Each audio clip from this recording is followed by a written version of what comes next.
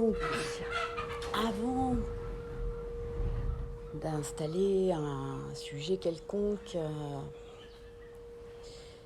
sur un temps de méditation, déjà, on revient à soi. On prend juste le temps de sentir le corps avec ses propres ressentis. On fait un peu un tour comme une météo intérieure. Et on est là avec ce qui est. Comment je me sens au niveau du corps. Est-ce qu'il y a des tensions, une fatigue générale, des endroits que je ressens comme douloureux, ou au contraire, est-ce que j'ai la sensation que le corps est OK. Donc je fais un petit tour à l'intérieur. J'en profite pour ressentir la respiration. Je prends juste quelques respirations pour me reconnecter justement à ce mouvement intérieur, tranquille comme une vague. Et d'autant plus tranquille que je vais laisser la respiration se faire sans chercher à la changer. Juste, je suis avec, je l'observe.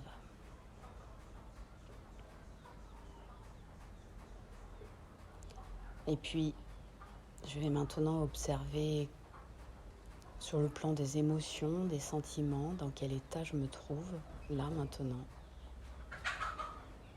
Pas tout à l'heure, pas il y a quelques minutes, juste là.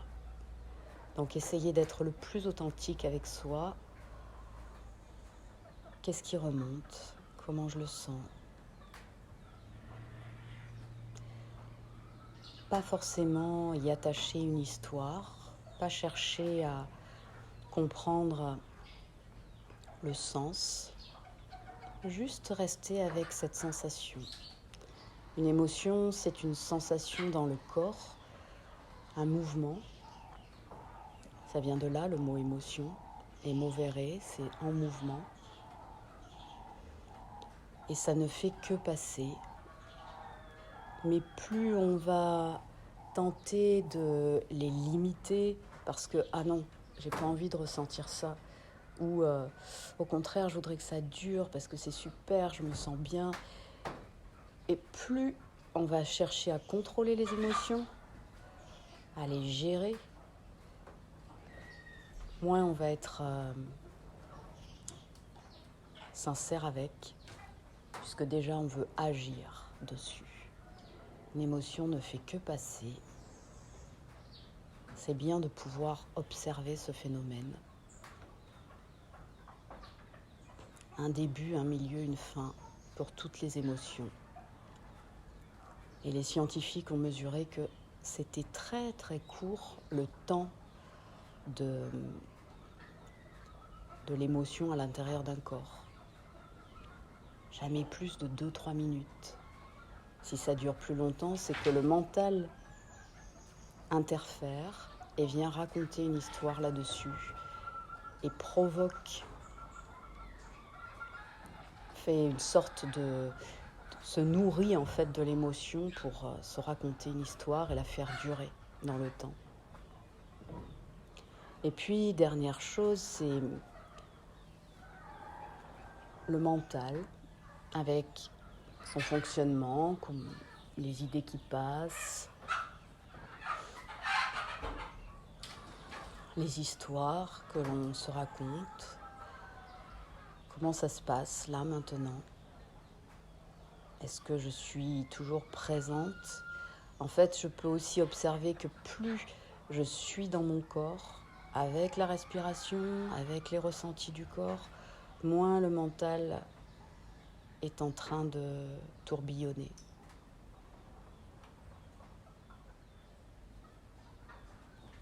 Donc là encore, il n'y a pas à se couper des choses ou à chercher à contrôler les idées qui passent, les pensées.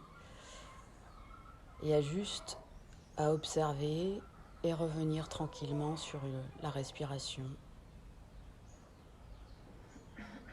On peut être plus ou moins sensible à quelque chose qui nous ramène au présent. On peut aussi utiliser les sons qui sont tout autour.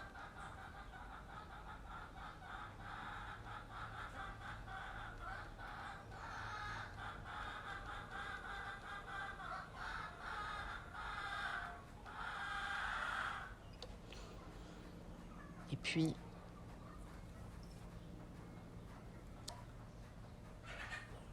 donc dans le processus de la présence, il est question cette semaine d'une phrase. Cette phrase, c'est « Je suis innocent ».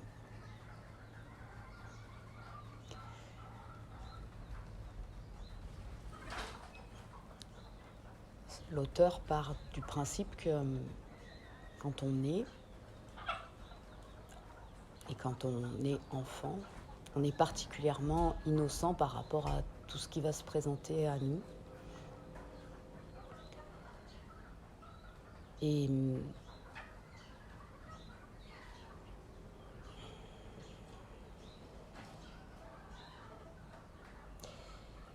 qu'on a besoin d'une attention inconditionnelle pour grandir, et que cette attention-là, on ne l'a pas obtenue.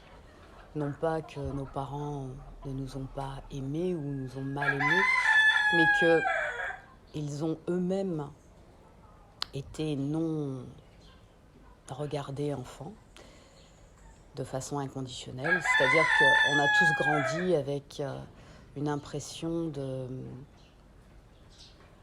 ne pas être à la hauteur, de pas toujours, de devoir, pour obtenir de l'amour, faire quelque chose et non pas juste être là. Donc on est rentré en fait dans la relation à nos parents avec un conditionnement. On a cherché à correspondre à ce qu'ils cherchaient en nous, à ce dont on avait besoin pour obtenir un peu plus d'amour, un peu plus d'affection. Et que c'est ainsi que se créent les premiers blocages, les premiers traumatismes, les premières difficultés, et que ces moments-là se sont cristallisés à l'intérieur,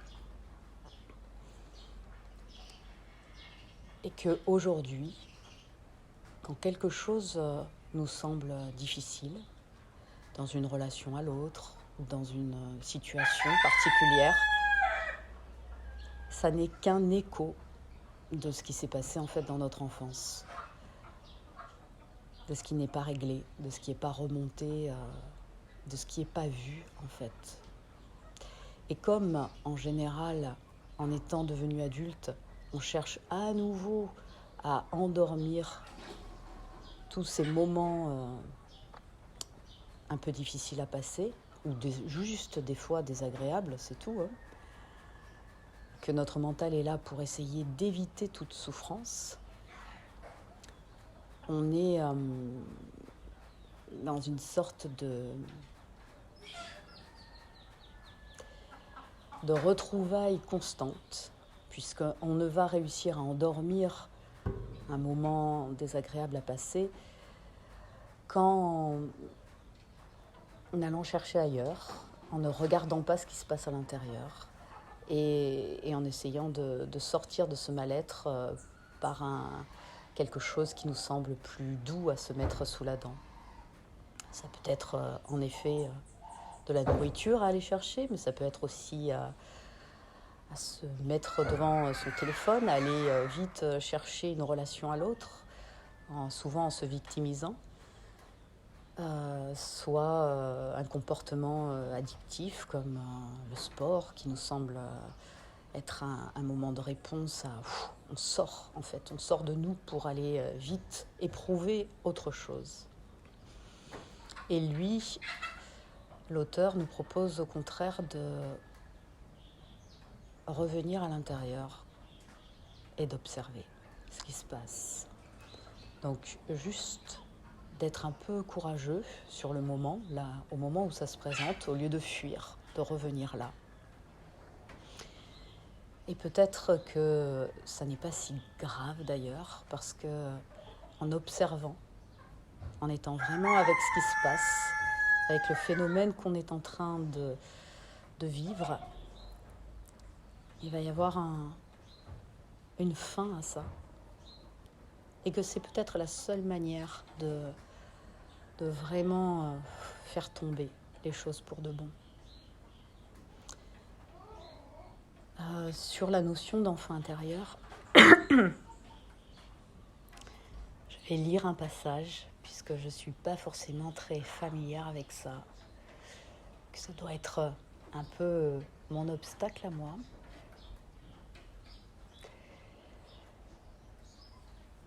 Et donc je vous lis.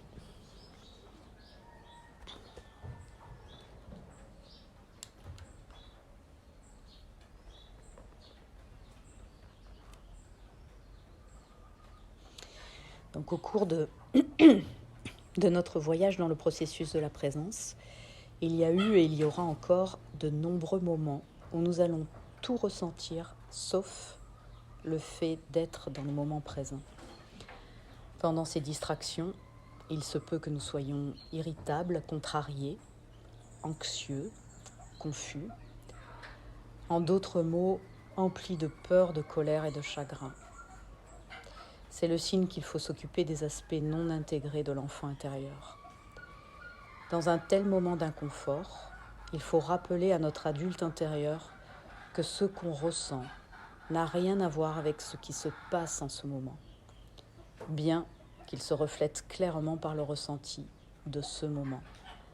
Cet inconfort est un appel à l'aide provenant d'un aspect non intégré de notre enfance qui est encore en train de lutter avec des expériences qu'il ne peut assimiler. Comment répondre à cet appel ? La réponse est simple. En exerçant inconditionnellement et continuellement la perception de nos ressentis. Nous dirigeons notre capacité de ressentir vers la résonance de notre inconfort émotionnel et nous lui sommes présents sans condition.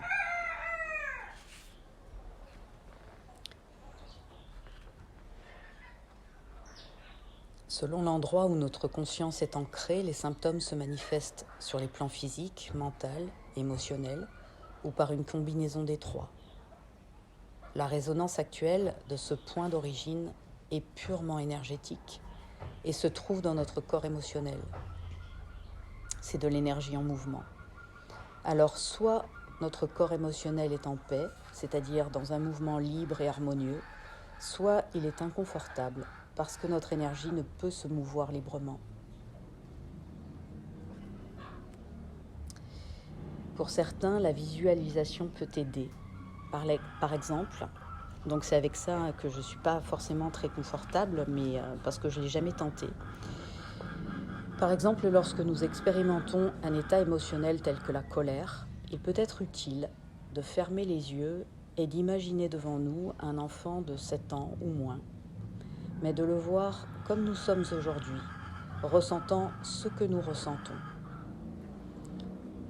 Nous pouvons visualiser prenant cet enfant dans nos bras et l'aidant à traverser sa colère. Nous n'intervenons aucunement ni ne tentons de la modifier, car son expérience est valable et nécessaire. Nous restons simplement avec lui de manière inconditionnelle. Grâce à cette visualisation nourrissante de notre enfant intérieur, nous activons les qualités de notre parent intérieur. Une résonance réconfortante et cohérente émerge chaque fois que nous nous engageons à accompagner ainsi notre enfant intérieur. Cette approche de la visualisation ne convient pas à tout le monde et n'est pas nécessaire, bien que certains puissent la trouver utile. Pour la plupart d'entre nous, il suffit de placer la perception de nos ressentis sur la résonance de la charge remontant à la surface et de lui rester présent en tant qu'expérience ressentie. Ce qui importe, ce n'est pas l'imagination, mais bien notre intention inconditionnelle et continue combinée à la pratique de la perception de nos ressentis. Ces deux éléments ont la capacité d'intégration pour qui et ce qui est à la fois, à chaque fois possible en fait. Ce qui nous semble au départ être vraiment une charge trop forte, un moment insurmontable de colère ou de chagrin ou